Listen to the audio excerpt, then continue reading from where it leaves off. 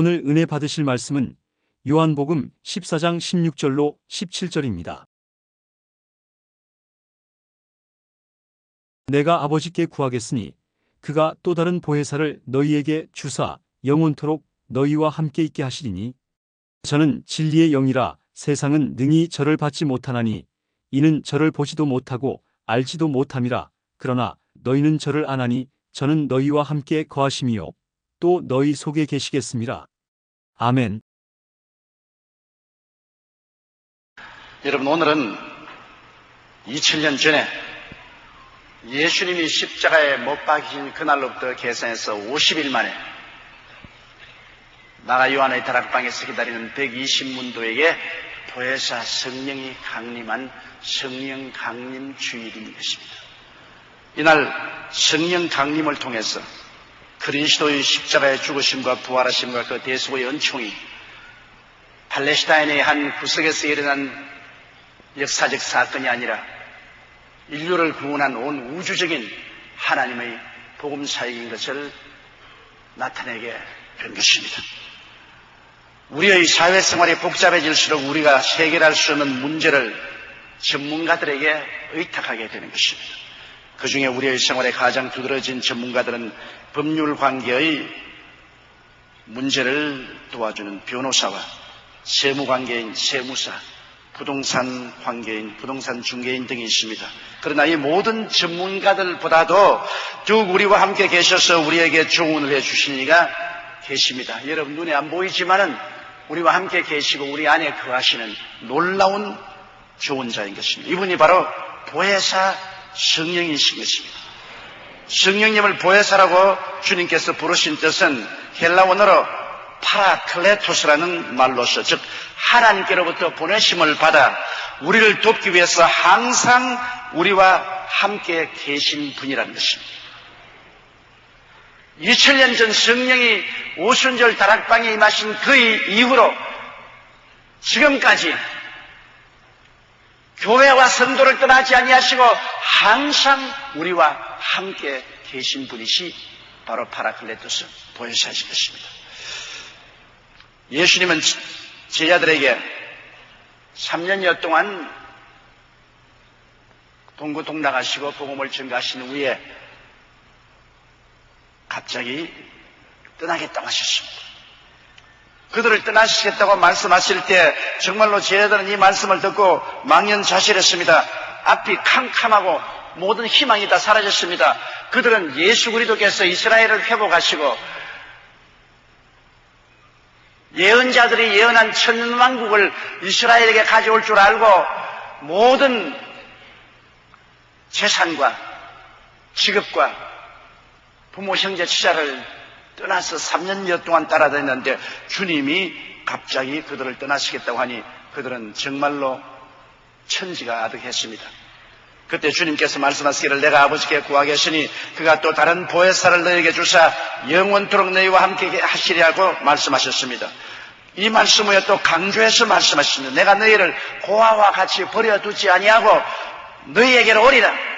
제자들은 이제 예수님께서 나가심으로 그들은 고아가 되었다고 생각했는데 주님께서는 오히려 내가 너희를 고아와 같이 버려두지 않고 너희에게로 오리라고 말씀하신 것입니다. 이 말씀은 성령의 강림하심을 통하여 예수님이 다시 보이지 않은 형태로 우리와 함께 하시겠다는 약속의 말씀입니다. 즉 성령님의 오심은 바로 예수님의 다른 형태로 임재하심을 말씀하는 것입니다. 그렇기 때문에 제자들은 그 절망 가운데서 큰 소망을 얻었습니다. 결코 주님은 버리지 아니하고 떠나지 아니하실 것이라는 확신을 그들이 마음속에 얻게 된 것입니다. 오늘 주의 이 말씀을 통해서 성령님에 관해서 우리가 좀 더 깊이 알아보고자 합니다. 첫째로 성령님을 다른 보혜사라고 그러는데 다르다는 헬라어에는 두 가지 뜻이 있습니다. 알로스라는 말이 있고 헤테로스라는 말이 있는데 알로스라는 말은 똑같은 동질 중에 다른 것을 말하는 것입니다. 그러므로 두 개가 똑같은데 하나 다른 것 이렇게 말할 때는 알로스라는 말을 씁니다. 그러나 전혀 다를 때 이 강단과 이 종은 전혀 다릅니다. 이럴 때는 헤테로스라는 말을 씁니다. 전혀 이절의 것 중에 다른 것을 말하는 것입니다. 그런데 예수님께서 내가 아버지께 구하겠으니 그가 또 다른 보혜사를 주사 영원토록 너희와 함께 있게 하시라 하실 때, 그때 다른 보혜사는 알로스 파라클레스토라는 말을 썼던 것입니다. 그것은 전혀 나와 똑같은 다른 보혜사라는 것입니다. 나는 첫째 보혜사고 그분은 다른 보혜사고, 그가 온 것은 내가 온 것이고 내가 온 것은 그가 온 것이고 우리는 전혀 똑같다는 것입니다. 예수님과 성령님은 똑같은 하나님으로서 똑같은 하나님의 사역을 하시겠다는 것입니다. 그러므로 성령님이 오시면 예수님의 자리에서 예수님이 하신 일을 계승하셔서 행하시는 하나님이 되시겠다는 것입니다. 예수님이 훌쩍 떠나가버리고 주의 사역은 그로서 끝나버린 것이 아니라 예수님이 죽었다 부활하셔서 성천하신 후에 예수 그리스도와 똑같은 다른 보혜사를 보내주셔서 예수님의 이름으로 예수님의 자리에서 그리스도의 보혈로 죄인을 용서하고 성령의 능력으로 성화시키고 그리스도 이름으로 귀신을 쫓아내고 병을 고치시고 그리스도 이름으로 은총과 복을 받게 하시고 영원한 생명을 얻게 하는 하나님의 사역을 그대로 계속할 것이라는 말씀인 것입니다. 그러므로 오늘날 교회가 예수 그리스도의 몸인 것과 같이 그리스도의 몸속에 그리스도의 영인 성령이 와 계시므로 하나님의 아들 예수 그리스도는 교회를 통해서 어제나 오늘이나 영원토록 동일하신 것입니다. 그렇기 때문에 교회에 오면 성령을 통해서 주님께서는 오늘 또 옛날처럼 죄를 용서하고 구원하시고 옛날처럼 우리에게 천국을 주시고 성령 충만을 주시고 오늘날 또 옛날처럼 귀신을 쫓아내시고 병을 고치시고 마음속에 소망을 주시고 아브라함의 복을 주시며 부활과 영생과 천국의 소망으로 채워주시는 것입니다. 복음은 하나의 종교적인 형식이나 의식이 아닙니다. 죽었다가 부활하신 예수님이 성령을 통해서 이 땅에 다시 오셔서 그의 몸된 교회 안에 계시면서 사역을 계속하는 것을 말하는 것입니다. 이러기 때문에 오늘 이 아침에 우리는 모든 염려, 근심, 불안, 초조, 절망, 질병, 고통과 괴로움을 가지고 주님을 찾아 나왔을 때 주님은 교회 안에서 우리를 만나 주시고 문제를 해결해 주시고 치료해 주시고 복을 허락해 주시는 것입니다. 그럼 둘째로 우리 성령님이 하시는 일을 우리가 분명히 알아야 돼요. 성령님께서는 진리를 깨닫게 하시고 기억나게 해주시는 것입니다. 요한복음 14장 25절로 26절에 내가 아직 너희와 함께 있어서 이 말을 너희에게 하였거니와 보혜사 곧 아버지께서 내 이름으로 보내실 성령 그가 너희에게 모든 것을 가르치시고 내가 너희에게 말한 모든 것을 생각나게 하시고. 여러분, 우리가 배우는 말씀은 세상의 학문이 아니라 하늘에서 내려온 계시의 말씀인 것입니다. 세상적인 지식이 아니라 계시적인 지식인 것입니다. 그러므로 하늘에 속한 진리의 말씀은 하늘에 오신 성령이 우리 마음속에 깨닫게 해줘야 마음에 알려지지 우리 눈으로 보아서 모르고 귀로 들어서 모르고 마음으로 생각해도 모릅니다. 그렇기 때문에 성령의 도우심이 없이 세상의 어떠한 학자나 박사라도 성경을 읽어서 깨닫지 못합니다. 하나님 성령이 오셔서 우리 마음속에 진리를 깨닫게 해주시는 것입니다. 여러분이 말씀을 듣고 마음의 깨달음을 가질 수 있는 것은 여러분 마음속에 성령의 계시가 함께하기 때문인 것입니다. 예수님께서는 가이사랴 빌립보에서 제 아들 보시고 사람들이 나를 누구라고 하는지 하니까 혹은 에레미야라 엘리야라 구약의 위대한 선지자라고 합니다. 너희는 나를 누구라고 하느냐? 베드로가 말하기를 주는 그리스도시요 살아계신 하나님의 아들이시니다. 그렇게 말할 때 예수님이 이렇게 말씀하십니다. 바요나 시모나 내가 보기도다. 이것을 내게 알게 한 것은 혈과 육이 아니라 하늘에 계신 내 아버지께로 말미암았다고 말한 것입니다. 베드로의 혈과 육인 인간의 지식으로 깨달은 것이 아니라 아버지께로부터 오신 성령의 계시를 통해서 그리스도가 메시아 되심을 깨닫게 해주었다고 말씀한 것입니다. 그러므로 오늘날 성령이 오셔서 우리 마음속에 진리를 깨닫게 해주시고 또 진리를 기억나게 해주시는 것입니다. 우리가 성경을 읽고 설교를 듣고 난 다음에도 다 잊어버리잖아요. 여러분 오늘 저희 설교를 듣고 난 다음에 버스 타고 집에 돌아가 전에 벌써 내 설교 다 잊어버립니다. 꼭 콩나물에 물 주는 것 같습니다. 아무리 물 주어봤자 다 빠집니다. 그러나 물은 빠져도 콩나물은 자라는 것입니다. 여러분이 말씀을 듣고 다 잊어버려도 말씀을 듣는 순간에 말씀을 통한 영적 양식이 여러분에게 다 흡수되고 마는 것입니다. 그리고 그 말씀이 필요할 때면 기억나게 만들어주는 것입니다. 나는 새까맣게 잊었다고 생각했는데 내가 말씀이 필요할 때는 성령께서 기억나게 해주셔서 말씀을 통하여 믿음을 갖게 만들어 주시는 것입니다. 고린도전서 12장 3절에 그러므로 내가 너희에게 알게 하노니 하나님의 영으로 말하는 자는 누구든지 예수를 저주할 자라 하지 않고 또 성령으로 아니하고는 누구든지 예수를 주시라 할 수 없느니라. 마귀만이 예수님을 저주할 자라고 말하지. 하나님의 성령은 예수 그리스도의 영이시라 그리스도를 영화롭게 하고 그리스도를 나타내십니다. 예수 그리스도로 말미암지 않고는 성령의 역사로 말미암지 않고는 예수님을 주시라고 말할 수가 없습니다. 오늘 예수 그리스도를 주님으로 인정하시면 아멘 하십시다. 이것은 성령이 여러분 속에 오셔서 깨닫게 해주셨기 때문에 그렇게 말할 수 있는 것입니다. 성령으로 말미암지 않고는 마음속에 예수께서 구주되심을 믿을 수가 없는 것입니다. 또한 성령께서는 우리에게 오셔서 우리를 성결케 해주십니다. 여러분, 세속과 마귀와 죄가 꽉 들어찬 세상에 우리는 어찌할 수 없이 세속에 얽히고 마귀에 얽히고 죄에 얽혀서 인간의 힘으로 벗어날 수가 없습니다. 아무리 각오하고 결심을 해도 작심사흘입니다. 이겨나갈 수가 없습니다. 세상과 마귀와 세속이 너무나 무섭게 등굴처럼 우리를 휘어감고 있기 때문에 벗어날 수가 없습니다. 그런데 이 세속과 마귀와 죄를 벗어날 수 있게 해주시는 보혜사 성령이신 것입니다. 로마서 8장 1절로 2절에 그러므로 이제 그리스도 예수 안에 있는 자에게는 결코 정죄함이 없나니 이는 그리스도 예수 안에 있는 생명의 성령의 법이 죄와 사망의 법에서 너를 해방하였습니다. 죄와 사망의 법에 얽히고 설켰으나 성령의 법이 오셔서 우리를 해방시켜 주시는 것입니다. 예수 그리스도 안에서 나타난 성령의 역사가 우리로 하여금 세속과 마귀와 죄악의 굴레에서 해방되게 해주는 것입니다. 이 얼마나 놀라운 일인지 모릅니다. 사람들이 세속의 죄에서 벗어나기가 쉽다고 생각하지 않습니다. 술 취하고 방탕하고 음란하고 혹은 아편과 세상에 도락에 빠진 사람들 벗어난다고 아무리 말을 하지만은 못 벗어나고 허중입니다. 그럴 때 성령이 오셔서 그 마음속에 해방을 시켜주시고 마는 것입니다.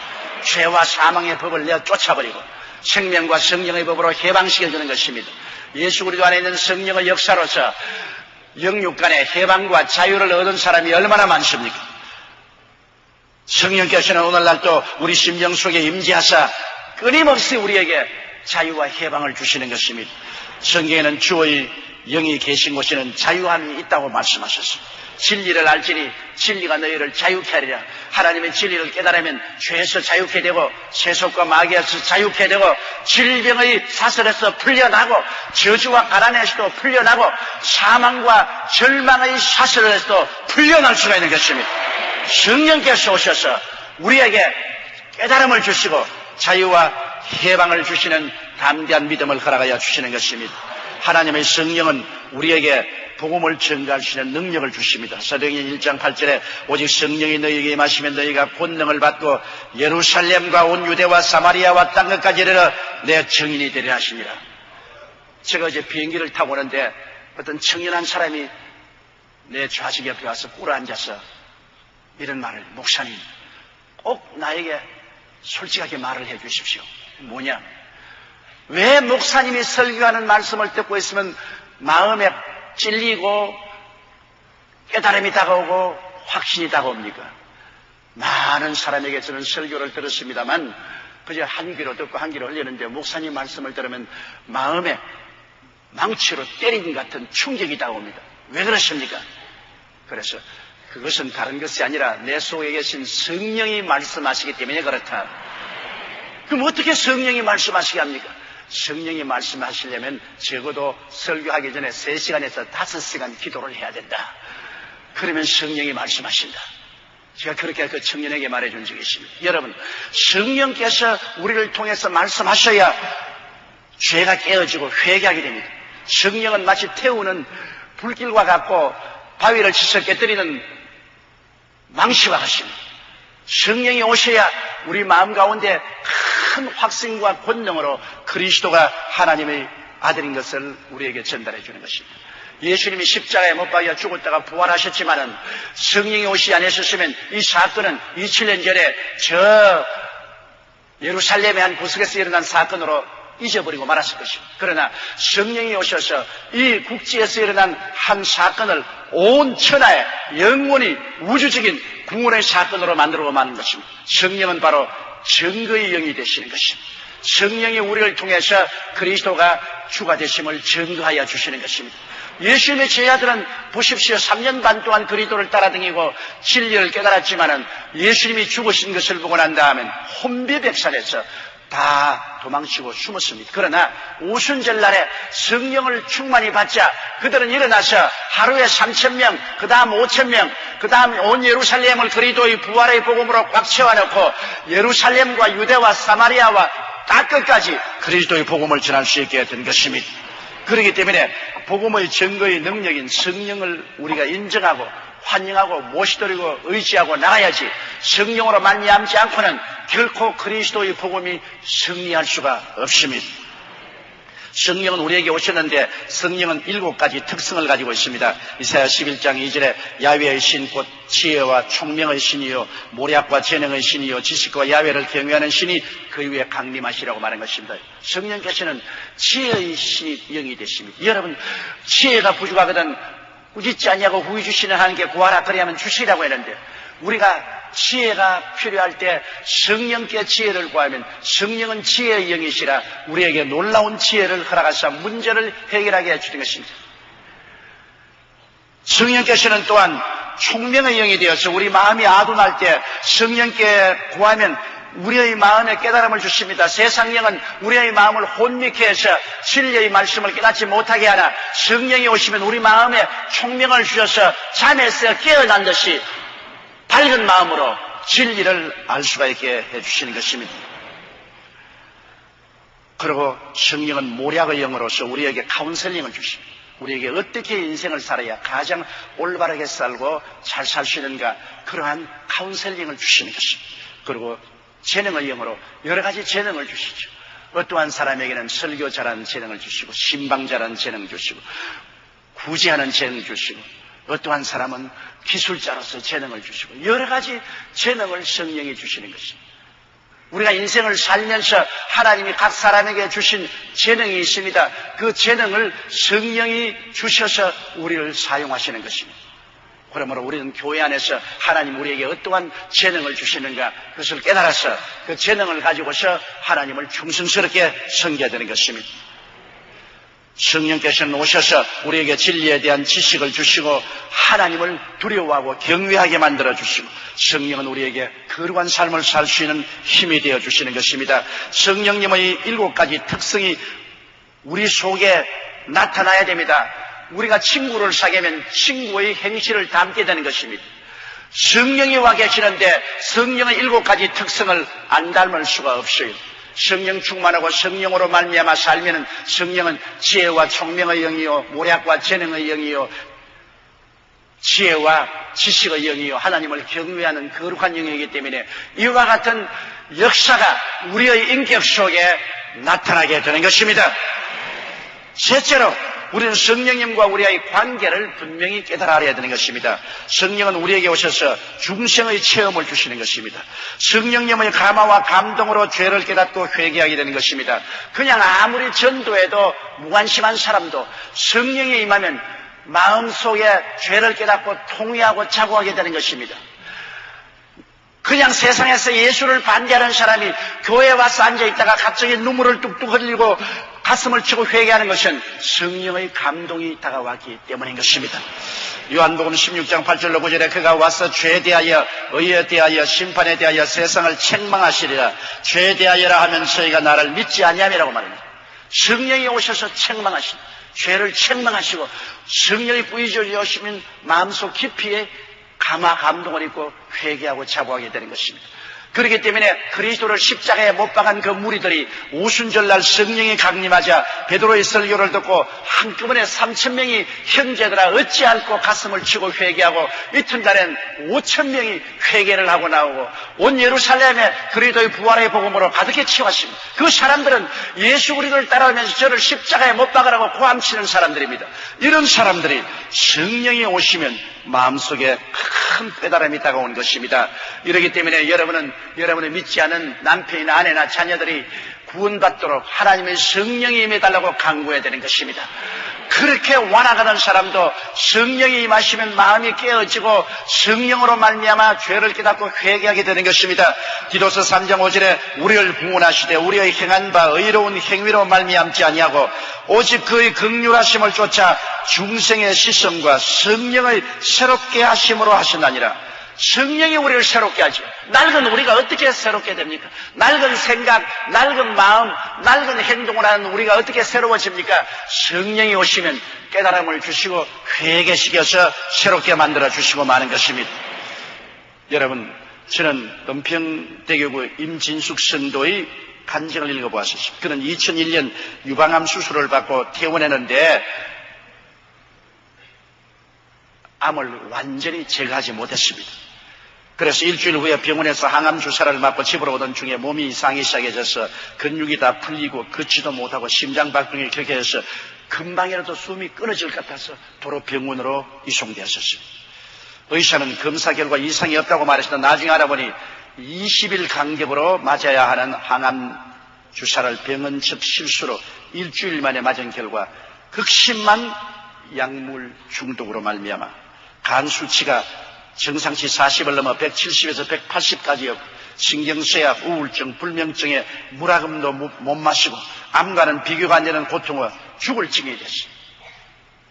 약물 치료 잘못하면 이러한 큰 화를 당하게 되는 것입니다. 그런데 병원에 누워있는데 군대에서 휴가 나온 아들이 중국한 라디오를 병실에서 틀다가 극동방송을 듣게 됐는데 그때 설교 말씀을 듣는 순간에 큰 마음의 평안이 당했습니다. 예수를 전혀 안 믿는 사람이요 그리스도를 핍박하는 사람인데 죽게 된 그 어려움에서 극동방송에 복음 말씀을 듣는데 마음에 그렇게 평안이 다가왔기 때문에 그때부터는 계속해서 다이아를 극동방송에 맞춰놓고 설교를 들었었습니다. 예수 믿으라는 말을 전도하면 싫어하던 돌같은 마음이 성령님의 역사로 녹아지기 시작한 것입니다. 그 다음 퇴원한 이후에 성경책부터 사서 찬송을 부르며 하염없이 눈물을 흘렸고 주기도문을 외우면 마음에 평안해졌습니다. 교회 가고 싶어도 어떻게 교회 간지를 몰라서 이곳저곳 집 근처의 교회를 돌아다녔는데 마침 장로교회에 나가는 권사님 한 분이 이왕 가려면 순복음교회 가라. 그게 가야 성령도 받고 병이 낫지 그냥 돌아다니면 안 된다 그래서 장로교 권사님의 소개를 받아서 우리 교회에 나오게 됐습니다. 딸과 함께 처음 주일에 왔는데 얼마나 기쁜지 그동안 교회 다니지 않은 것을 후회되고 성령님이 주시는 기쁨이 충만하여 아직 병이 나지 않았는데도 죽고 싶은 우울증과 불면증이 사라지고 기쁨이 충만해서 사람들 따라서 찬송도 부르고 박수도 치고 통성기도도 하고 다 했습니다. 성경은 뭐라고 말합니까? 마음의 기쁨은 양약이라도 마음의 슬픔은 뼈로 썩게 한다고. 기쁨이 우리 몸속에 들어오면 모든 약공장을 다 가동시켜서 모든 병을 다 고치는 것입니다. 성령이 오시면 우리 마음속에 기쁨의 샘물을 열어주시는 것입니다. 이 자매님은 그리스도로 말미암아 성령의 능력으로 너무 기뻐하고 난 다음 2달이 지난 후에 병원에 가니까 암이 온데간데 없이 다 사라지고 말았습니다. 깨끗이 나아버렸습니다. 예수 믿기 전에는 전도하는 사람들을 질색을 하던 성도님이 이제는 열심히 전도하게 되었습니다. 성령의 역사가 이렇게 사람들을 변화시키고 성령이 주신 기쁨으로 말미암아 모든 마귀의 사슬에서 해방을 얻게 해주는 것입니다. 그렇기 때문에 주님께서 기뻐하라. 내가 다시 말하니 기뻐하라고 말한 것입니다. 나의 기쁨을 너에게 주노라 했습니다. 우리는 성령 안에서 기뻐해야 됩니다. 성령이 오시지 아니하면 기쁨의 샘물이 터지지 않습니다. 누구든지 목마르거든 내게로 와서 마셔라. 그러면 너희 뱃속에서 생수의 강이 넘치나라 했는데 그 생수의 강의 성격 중에 하나가 기쁨의 강인 것입니다. 성령이 오셔야 마음속에 기쁨의 강물이 솟아오르는 거죠. 기쁨이 솟아오르면 모든 질병이 낫고 마음의 염려, 근심, 불안, 초조, 절망이 사라지고 긍정적이고 적극적이고 창조적인 마음의 상황으로 변화되고 마는 것입니다. 성령은 예수님을 영접하게 하고 우리 안에 아들의 영으로 거하셔서 우리로 하여금 항상 아버지를 부르게 만듭니다. 갈라디아서 4장 6절로 7절에 너희가 아들인 거로 하나님이 그 아들의 영을 우리 마음 가운데 보내사 아버지라 부르게 하셨느니라. 그러므로 내가 이후로는 종이 아니요 아들이니 아들이면 하나님으로 말미암아 유업을 이을자니라. 성령이 오셔야 우리 마음속에 아들의 인을 쳐주셔서 우리가 하나님의 아들이기 때문에 하나님을 향하여 아바, 아버지라고 부르게 되는 것입니다. 여러분, 왜 아바, 아버지입니까? 아바, 아버지는 우리 나이들이 아빠, 아버지였는데, 아바, 아버지는 그렇게 하나님과 우리와 다정해진다는 것입니다, 여러분. 멀리 계신 하나님이 아니라 내가 아버지 앞에 나와서 그 무릎에 앉아 아빠, 아버지. 이렇게 할 정도로 하나님과 우리 사이에 가깝고 다정하게 만들어주시니까 보혜사 성령인 것입니다. 그래서 성령은 우리 몸을 성전 삼고 거하신 것입니다. 성령이 구만리 장천 멀리 계시지 아니하시고 성령은 교회와 계시고 우리와 함께 계시고 우리 속에 와서 계십니다. 우리의 영혼 속에 들어와서 성령은 거하시는 것입니다. 고린도전서 3장 16절로 12절에 너희가 하나님의 성전인 것과 하나님의 성령이 너희 안에 거하시는 것을 알지 못하느뇨. 누구든지 하나님의 성전을 더럽히면 하나님이 그 사람을 멸하시리라. 하나님의 성전은 거룩하니 너희도 그러하다고 말한 것입니다. 하나님의 성령이 우리 속에 거하심으로 우리가 더러운 생각이나 더러운 일이나 더러운 곳에 가면 성령이 마음속에서 우리를 의지하시는 것입니다. 우리가 죄를 지으면 성령이 죄와 함께 거하실 수 없으므로 우리를 꾸짖으시는 것입니다. 예수 믿고 난 다음에 마음대로 살 수 있다고 생각하는데 그렇지 않습니다. 예수 믿고 난 다음 우리가 성전이 되고 성령이 거하심으로 성령을 모시고 우리가 죄악을 지으면 성령이 우리 속에 괴롭기 때문에 우리를 괴롭게 하시고 꾸짖으시는 것입니다. 우리가 회개하지 아니할 수 없게 만들어 주시는 것입니다. 우리의 몸은 하나님의 성전이 되어 주시는 것입니다. 그리고 하나님은 우리에게 그냥 거하시는 것이 아니라 성령 세례 혹은 충만이라는 새로운 단계의 체험을 해주시는 것입니다. 중생으로서 아들의 영으로 거하실 뿐 아니라 똑같은 성령을 새로 체험해서 성령 세례의 체험을 하게 되면 우리가 권능을 받게 되는 것입니다. 사도행전 1장 4절에 사도와 같이 모여서 저에게 분부하여 가라사대 예루살렘을 떠나지 말고 내게 들은 바 아버지의 약속을 기다리라고 말씀하셨고, 사도행전 2장 1절로 4절에 오순절날이 이미 이름에 저희가 다 같이 한 곳에 모였더니 호련히 하늘로부터 급하고 강한 바람 같은 소리가 있어 저희 앉은 온 집에 가득하여 불의 혀같이 갈라지는 것을 저희에게 보여 각 사람 위에 임하여 있더니 저희가 다 성령의 충만함을 받고 성령이 말하게 하심을 따라 다른 방언으로 말하기 시작하더라고 말한 것입니다. 이것이 성령 충만 혹은 성령 세례를 말하는 것입니다. 성령 충만, 성령 세례 받으면 하늘의 바람, 하늘의 불이 우리 속에 충만하고 성령이 말하게 하심을 따라 다른 방언으로 말하기 시작한 것입니다. 이제 한 차원 높게 우리의 영이 하나님과 더 우리가 기도할 수 있는 기도 언어를 주시는 것입니다. 저는 45년째 목회를 하고 있지만 성령 받고 방언 말하는 것이 얼마나 큰 축복인지 모릅니다. 내가 도저히 슬퍼서 인간의 말로서 말할 수 없을 때는 성령으로 말미암아 방언으로 기도하면 하나님이 나의 하시는 말씀을 알아들으시고 내 영혼을 깊은 수렁에서 건져주시고, 내가 너무 기쁘고 즐거워서 도저히 인간의 말로 표현할 수 없을 때 방언으로 기도하면 내 마음의 기쁨이 배가 되고 하나님께 예배가 되는 것입니다. 또한 하나님 말씀을 증거해야 될 때, 위기에 처했을 때, 내가 마땅히 빌바를 알지 못할 때 예수 이름으로 엎드려서 방언으로 기도하고 나면 알지 못하는 마음의 평안과 확신이 넘쳐나고 하나님이 기도를 드렸다는 그러한 기쁨이 마음속에 채워지는 것입니다. 저는 이 방언 기도가 얼마나 좋은지 모릅니다. 하나님이 제게 주신 선물 중에 가장 놀라운 선물이 방언 기도입니다. 왜? 하나님과 대화할 수 있으니까요. 사람의 말로서 기도하고 대화하는 데는 한계쯤에 도달하지만은 인간의 한계를 초월해서 하나님과 대우려 기뻐하고 슬퍼하고 탄식하고 찬미하며 기도할 수 있다는 것은 얼마나 놀라운지 모릅니다. 방언으로 기도할 수 있었기 때문에 오늘날까지 능력 있게 목회할 수 있은 것입니다. 이것은 성령이 충만하셔서 성령이 우리에게 주시는 놀라운 기도의 언어인 것입니다. 여러분, 세계적인 미국의 부흥사였던 무디 목사님은 초등학교밖에 못 나온 사람이었어요. 그는 교회 주일학교 교사로서 열심히 일하다가 주의 종의 부르심을 받고 하나님 말씀을 전가하는데, 하루는 말씀을 전가하고 내려오니까 여성도 한 사람 내려와서 무디 목사님 하나님 말씀을 들었는데 나는 졸음이 자꾸 와요. 목사님 말씀한테 은혜가 전혀 없어요. 지금부터 목사님 위해서 기도하겠습니다. 그 말이 무슨 말인지 몰라서 자매님 나를 위해서 기도를 하더니 무슨 기도를 합니까? 목사님이 성령 충만해서 말씀을 전하도록 기도를 하겠습니다. 그 말을 듣고 난 다음 무대 목사님은 하나님이여 나도 성령 충만하게 해주시옵소서. 그냥 말씀 전가하니 교인들이 졸음이 온다 그럽니다. 주여 말씀을 전할 때 성령 충만하게 하셔서 기도했는데 그가 나이 34살 때 어느 11월 달에 뉴욕의 거리를 걸어가면서 하나님 아버지요 나는 죽고 주님이 살게 하시고 내게 해방되어 하나님의 뜻대로 사는 내가 되게 하시고 성령을 채워주시옵소서. 길거리에서 막 하나님의 불이 떨어져서 도저히 감당할 수 없어서 친구 집으로 뛰어들어가서 기도하는데 성령의 불이 얼마나 임한지 나중에는 하나님 손을 떼소서 나 죽겠습니다. 못 참아요. 못 참아. 손 떼주시옵소서. 그 다음 이후로 무디 선생은 일어나서 온 미국과 영국을 뒤에 흔들었습니다. 태평양을 가로질러서 미국과 영국을 손에 잡고 복음으로 흔들었습니다. 수천만의 사람들에게 복음을 전가하고 수많은 사람을 회개시키고 감동시켰습니다. 그가 성령의 충만함을 받기 전에는 졸음이 오는 목사였는데 성령 충만 받고 난 다음엔 세계를 변화시키는 위대한 주의 종이 되었던 것입니다.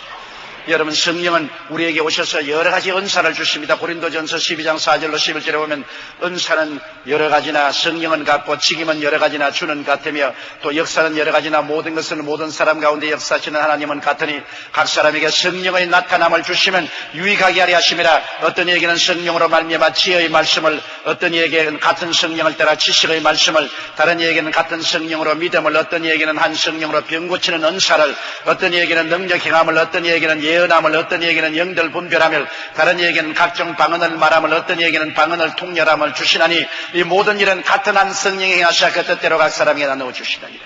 우리가 성령의 충만함을 바라면 하나님께서는 계시의 은사로서 지식의 말씀의 은사, 지혜의 말씀의 은사, 영분별의 은사를 주고 또 발성 은사는 예언의 은사, 방언의 은사, 방언 통역 은사로 주시고 능력의 은사는 믿음의 은사, 기적의 은사, 병 고치는 은사 같은 것을 나누어 주어서 이 은사를 통해서 초능력적으로 하나님의 사역을 하도록 만들어 주시는 것입니다. 이것은 우리 스스로가 공로가 있어 얻은 것이 아니라 하나님께서 성령으로 하나님의 사업을 효과 있게 하기 위해서 나누어 주는 은사들인 것입니다. 여러분은 성령 충만 받으셨으면 하나님의 은사가 무엇인지 간절히 기도해서 깨달아 알고 그 은사를 따라 주를 섬기게 되어야만 되는 것입니다. 그뿐 아니라 우리가 이 세상에서 맡은 직임도 수행하기 위해서 하나님이 직임의 은사도 주십니다. 로마서 12장 6절로 9절에 우리에게 주신 은혜대로 받은 은사가 각각 다르니 혹 예언이면 믿음의 분수대로, 섬기는 일이면 섬기는 일로, 가르치는 자는 가르치는 일로, 혹 구원하는 자면 구원하는 일로, 구제하는 자는 성실함으로, 다스리는 자는 부지런함으로, 긍휼을 베푸는 자는 즐거움으로 할 것이니라. 사랑엔 거짓이 없나니 악을 미워하고 선에 속하라. 여러분께서 교회에 와서 하는 여러 가지 봉사일에도 섬기는 것도 은사고, 가르치는 것도 은사고, 사람들을 신방에서 구원하는 것도 은사고, 구제하는 것도 은사고, 다스리는 것도 은사고, 긍휼을 베푸는 것도 은사인 것입니다. 하나님의 은사를 받아야 끊임없이 피곤치 않고 지치지 않고 즐거운 마음으로 하나님의 사역을 할 수가 있는 것입니다. 그뿐 아니라 하나님의 성령은 우리에게 오셔서 믿는 자에게 열매를 맺게 해주는 것입니다. 갈라디아서 5장 22절로 23절에 오직 성령의 열매는 사랑과 희락과 화평과 오래 참음과 자비와 양선과 충성과 온유와 절제니 이 같은 것을 금지할 법이 없나니라고 말씀한 것입니다. 여러분 예수를 믿으면서 우리의 삶 속에 열매를 맺지 아니하면 안 됩니다. 하나님은 열매 없는 나무가지는 꺾어버리겠다고 했는데요, 열매는 하루아침에 맺는 것이 아니라 시간이 걸리지만은 예수 믿으면 성령으로 말미암아 우리의 속에 성령의 열매가 맺어져야 되는 것입니다. 입술로 주여 주여만 하면 안 되지요. 목사님이 보니까 어느 교회에 열심히 나오던 자매님이 안 나와요. 남편에게 물어봤습니다. 왜 자매님이 안 나오냐고. 아파서 못 나왔다. 그래서 주일 이후에 신방을 가십니다. 자매님 아프시다면요. 깔깔깔 웃으면서 내가 아프기는 왜 아파요? 남편이 아프다고 그러는지요. 거짓말했죠. 그럼 왜 남편이 거짓말 했습니까? 그러니까 목사님한테 물어봅시다. 예수 믿고 교회 잘 나가면 천당 갑니까? 천당 가죠. 그러면 나는 교회도 안 가고 천당도 안 갈랍니다. 우리 남편은요, 겉으로 예수도 잘 믿고 교회도 열심히 나가지만 거짓말쟁이에요. 입만 열면 거짓말하고 사기치고 그런 남편이 나가는 교회에 내가 왜 나가며 그런 남편이 가는 천당에 내가 왜 따라가요? 지상에서 그런 남편하고 사는 것도 지긋지긋한데 천당까지 가서 살아면 나는 천당 안 가요. 이야말로 성령의 열매가 없는 사람입니다. 예수를 고백하면서 교회 왔다 갔다 하면서 성령의 열매를 맺지 않기 때문에 같이 사는 부인까지라도 그 남편하고는 같이 안 있겠다고 말해요. 이것은 부끄러운 일입니다. 제가 어제 비행기를 타고 오면서 옆에 앉은 어느 회사 여사장님이 앉아 계시는데 그 여사장이 하는 말이 한국 교회 성도들이 한국 민족의 30%나 된다고 하지 않습니까? 한국 민족의 30%가 예수를 믿는다고 하는데 왜 한국 교회에 이렇게 부정도 많고 부패도 많고 비정상적인 일들이 많습니까? 교회가 정말 빛과 소금의 일을 행했다면 한국이 달라져야 될 것 아닙니까? 그렇다면 전도 안 해도 우리 같은 사람도 다 예수 믿지 않겠습니까? 여기에 대해서 목사님이 어떻게 말합니까? 함구무언이야. 할 말이 없이 내가 할 수 있는 말은 그래도 한국에 한 30%의 신자가 있기 때문에 요 정도로 부정부패했지 30%의 성도가 있으면 완전히 부정부패하고 말았을 것이라. 말은 그렇게 해도 속은 시원하지가 않았었어요. 사실 우리 예수 믿는 사람들이 정말 빛과 소금의 역할을 하고 변화받아 성령의 열매를 맺었으면 우리 한국은 말 안 해도 국민 전체가 회개하고 예수 믿게 되었을 것입니다. 이러므로 오순절날 우리가 성령 받고 그리스도의 백성으로서 나타났으면 성령의 열매를 맺는 일에 간구하고 힘쓰고 애써야 될 것입니다. 구약 4000년 동안은 성부 아버지의 사역하신 시대입니다. 그때 아버지께서는 아들 예수님이 오실 것을 300번 이상 예언자를 통하여 말씀하셨습니다. 그 말씀대로 2000년 전에 예수님께서 오셔서 34년 동안 세상에 계시면서 그 기간에 십자가에 못 박여 몸짓고 피 흘려 우리의 죄를 대속하시고 구원하는 역사를 마치시고 승천하셨습니다. 예수님께서 십자가 대속의 일을 마치시고 승천하신 후에 오순절날에 성령께서 강림하셨습니다. 그래서 성령께서 교회를 세우시고 교회와 우리를 통해서 복음 사역을 하고 계십니다. 바로 오늘날은 성령님의 시대인 것입니다. 아버지 하나님 아들 예수님께서는 성령님을 통하여 우리 가운데 오늘날 임재하시고 역사하고 계신 것입니다. 그러므로 오늘날 우리는 성령님을 올바르게 알고 성령님과 올바른 관계를 가지며 결코 성령 없는 신앙생활을 하려고 해서는 안 됩니다. 성령과 함께 살아야 성공적인 신앙생활을 할 수 있고 천국 사업도 이루어질 수 있고 성령님을 통하여 깨달음과 믿음을 얻어서 영혼이 잘 되고 범사에 잘 되며 강건하고 생명을 얻되 넘치는 삶을 살게 되고 성령으로 말미암아 열매를 맺고 감동을 가져와서 온 이웃과 세계를 복음화시킬 수가 있는 것입니다. 하나님의 성령은 우리를 호화와 같이 버려놓지 않고 그리스도의 자리에서 그리스도의 이름으로 그리스도의 일을 계속하기 위해서 지금도 이 자리에 와서 역사하고 계신 것입니다. 다 같이 고개시켜 기도드리겠습니다. 거룩하시고 영광스러우신 아버지 하나님, 지금부터 2000년 전 오순절날에 성령께서 강림하신 것을 감사합니다. 이제 하늘 보좌에 아버지가 계시고 우편에 예수님이 계시고 성령님은 교회 안에 계시고 우리와 함께 계시고 우리 안에 와서 거하시옵니다. 아버지와 아들이 성령님을 통해서 오늘 하늘나라 사업을 하고 계심을 감사합니다. 보혜사 성령님을 인정하고 환영하고 모셔드리고 의지합니다. 성령이여 바람같이 불같이 생수같이 운행하여 주시옵시고 오늘 우리 성도들을 하나님 아버지의 사랑과 예수 그리스도의 은혜로 인도하여 주시옵소서. 성령 없는 교회, 성령 없는 신자가 되지 말게 도와주시옵소서. 이들은 비 없는 구름이요 물 없는 운물이요 열매 없는 나무요 불 없는 화루와 같습니다. 아버지 내용이 없는 신앙생활을 하지 않게 도와주시옵시고 성령 충만하여 내용이 넘치는 신앙생활하게 도와주옵소서. 예수님 이름으로 기도드리옵나이다.